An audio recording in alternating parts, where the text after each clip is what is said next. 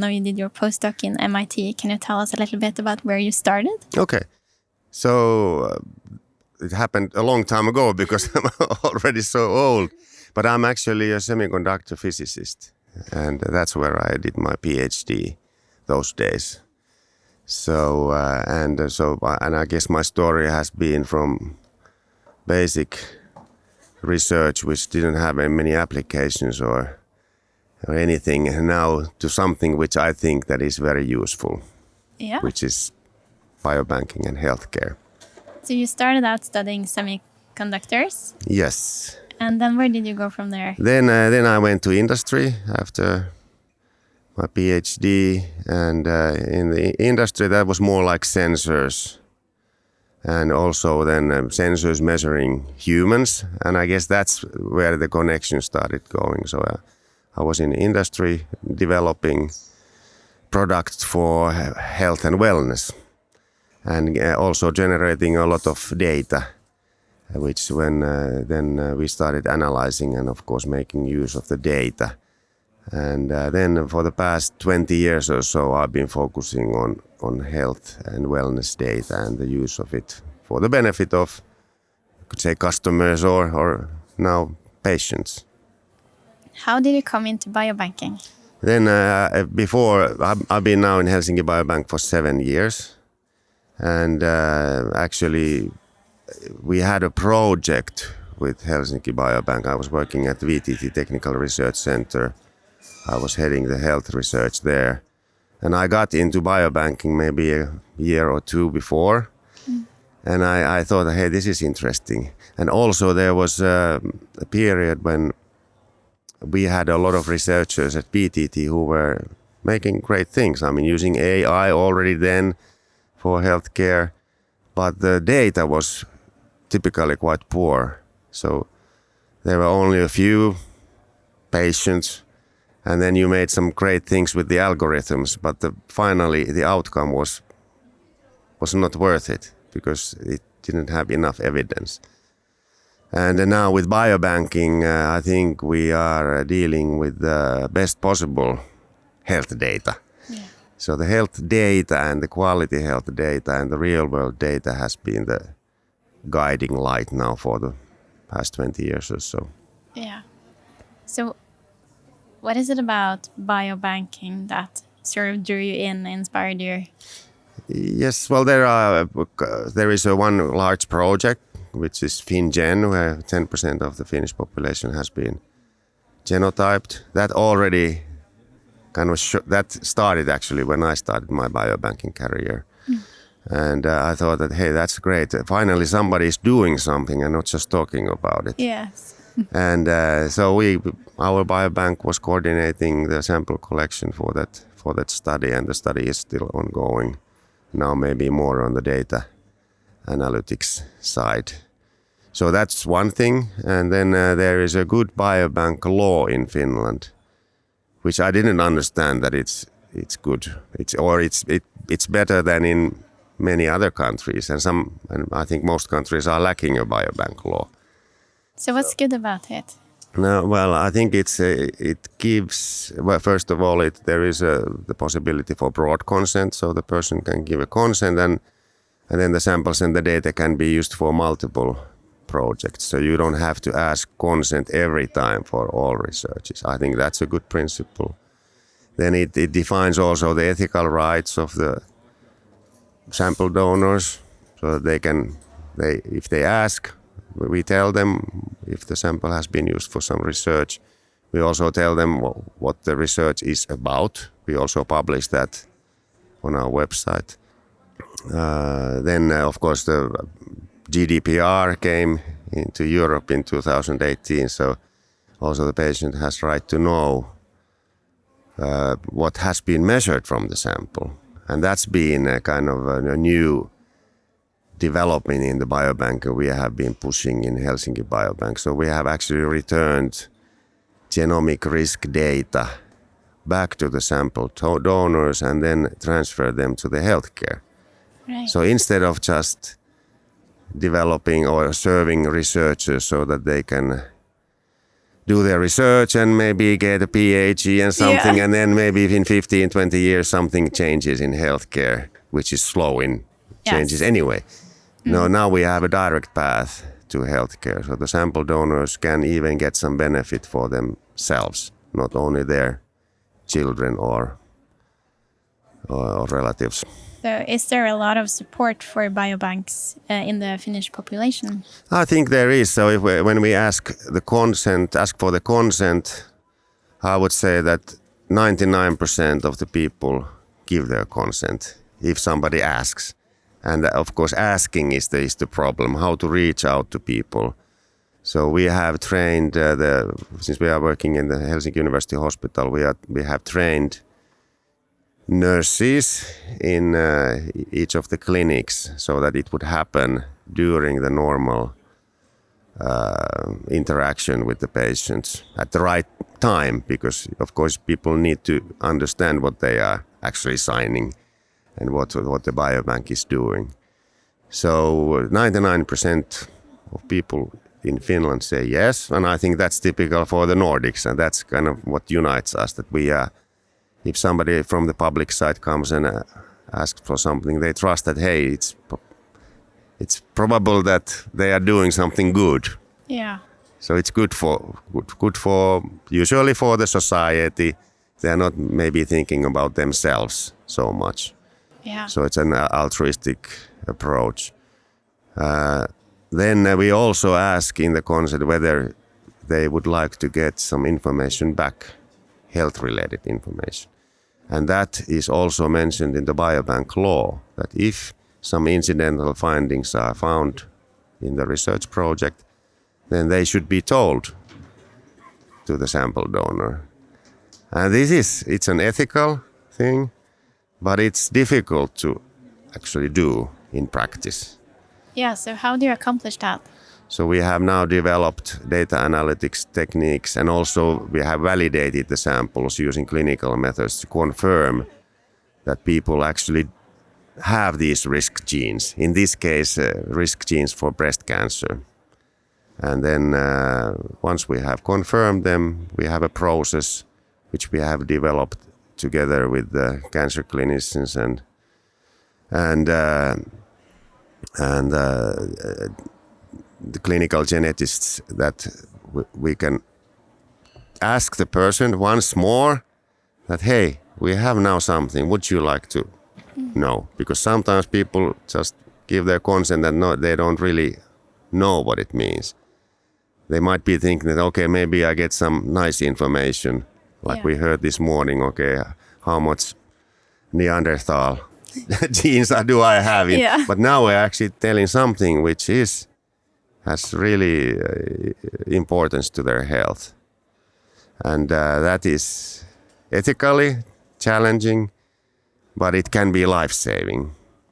And now we have, in Helsinki Biobank, we have data from 122,000 people whose genotype we have now from the FinGen project. And now we have gone through, at the end of this year, we have gone through all of the data, and we have transferred the people who should be transferred to healthcare. Of course, some people don't want. Yeah. They don't contact us. When we ask them, would you be willing to that we transfer the information to healthcare, they say nothing. So we don't know what they are thinking. Yeah. Those who we reach, which is something like 70%, are highly in favor of these type of operations. So we have also made a questionnaire on these and a study which we will publish soon, and that shows that actually people are very much in favor of these type of things, even though it's something dramatical. Yeah. And so I think that's what motivates me and a lot of biobank people in Finland at the moment. Yeah. Because the biobank is in a really unique position in society, right? Because you're working so close to lawmakers and politicians, to researchers, to hospitals, to patients. So there is a lot of different aspects you have to deal with. Yes, yeah, you're right. I mean, politicians are of course the most difficult, especially when you have tough economic times. So we have to keep telling that hey, we are important. If you don't give us any funding, then actually the society will lose much more.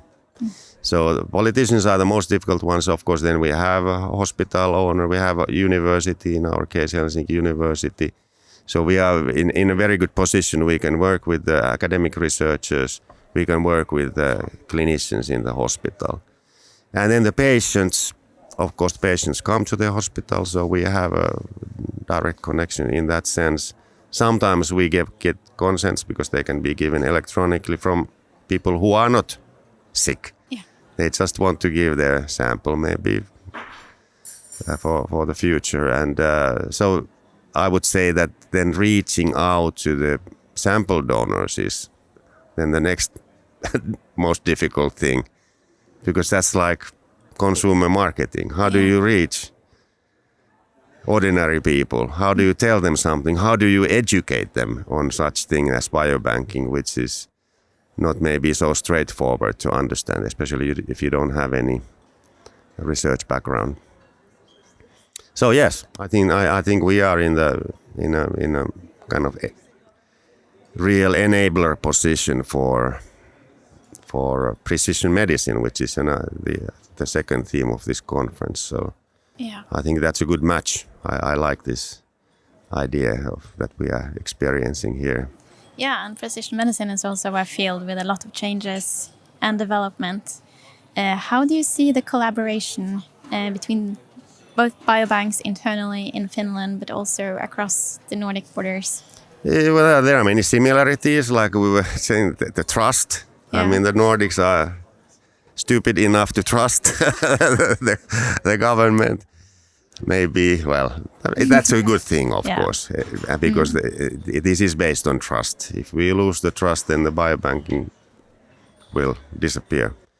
Then what is surprising is that the legal framework is so very different in each of the countries. In Denmark, Sweden, I don't even know the Norwegian legislation. I don't know much about that in biobanking. But I've noticed that that's different, and I think that should somehow be harmonized. Why are the lawyers in silos? They should be talking to each other and kind of comparing the best practices. Then researchers, of course, are international. There are a lot of projects between Nordic country researchers. I think that's normal. Then I think that it's a very good opportunity for the Nordic countries to work together. It's a theme that could unite everybody, as long as the legal frameworks are somehow compatible and not preventing things from happening. Yeah. So how do we draw the lawyers into these discussions? Yeah. Well, I know some lawyers who are here, biobank lawyers, but maybe there should be special meetings for them as well. I think that's something. We should get them out of their silos and talk to each other. And of course, then it's not just lawyers, but it's the lawmakers. Yeah. And what's the process of lawmaking in each of the countries? That's not easy to. Yeah. I mean, how do you reach those people? How do you convince them? How do you see the next 10, 20 years for the biobanks? Well, biobanking is in early phases, of course. I mean, in Finland, we have had like 10 years anniversaries we are celebrating now. I think now that the big cohorts that were also discussed here, they are actually reality. It's not just that people are talking about making a big cohort, but they are there. And the data is usually in Nordic countries, of course, data is in digital form, has been for tens of years. So that's a plus. And then we have the personal identity number each of the countries. So we can actually link the health data coming from different sources. I mean, there is a huge possibility for making truly remarkable data sets, health data sets, and for biomedical research, combining genomic data, health data, phenotype data, lifestyle data, and truly understand the mechanisms behind diseases. Do you have to actively go out and get scientists interested and inspired to use the data? Well, of course, this kind of meeting is one example, because here there are a lot of scientists and then there are biobankers. It's good that they meet in these types of meetings. Of course, since I'm a representative of a hospital biobank, of course, if it's a teaching hospital, like in our case, then it's natural that the researchers in the hospital, they come to us and they ask, hey, what can you give to me? What kind of services do you have? But then reaching out to other researchers, say abroad, like I was saying, that we can deliver these samples and data to also outside of Europe if they comply to the European regulations. And I think how to reach them, I think that's more problematic. So the people don't, like say in the US, they don't necessarily know anything about the Nordic countries and the biobanking here.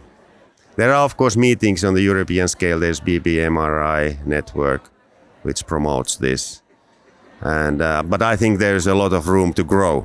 And so I'm certain that this biobanking will grow, both in size and in importance.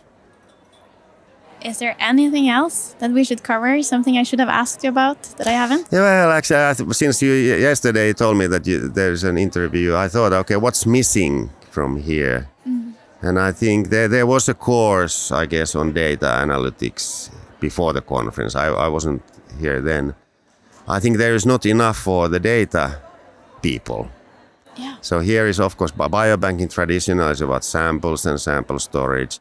But now it's shifting towards more, the sample-derived data and the health data and mixing them.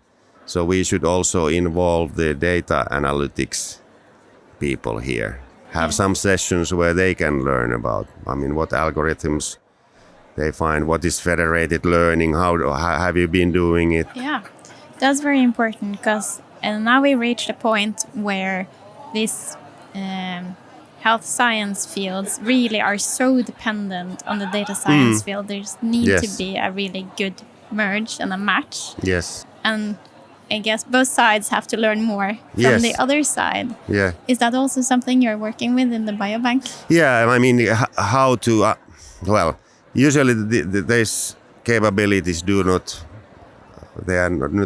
reside in one person, so that one is a clinical expert and the data expert. But they should know more about each other's fields, and of course we have to have projects in which these two disciplines are truly working together hand in hand.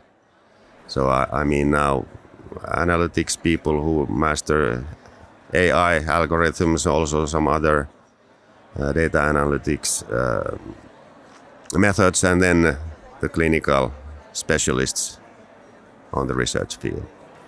I think it's important to kind of put them in the same room.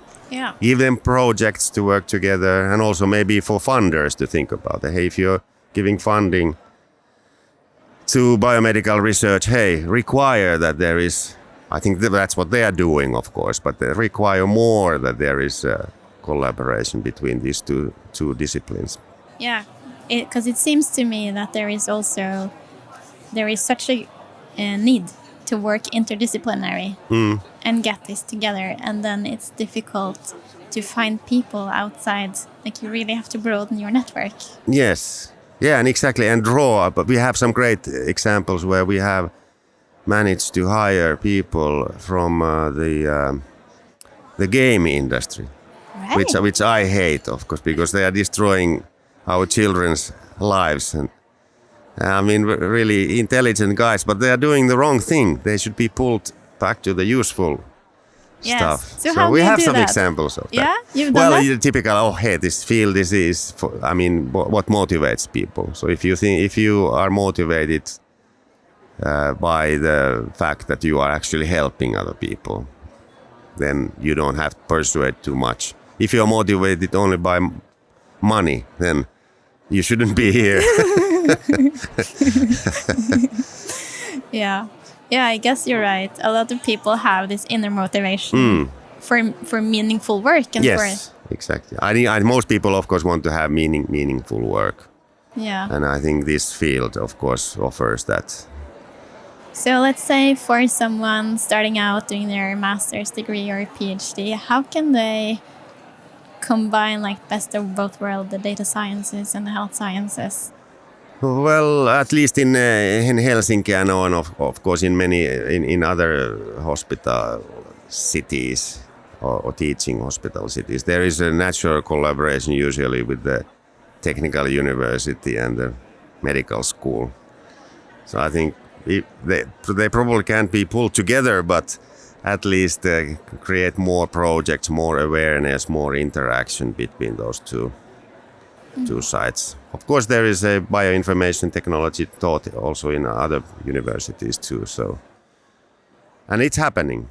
I don't say that it's not happening, but it's happening more and more. But I think that's necessary for the future development.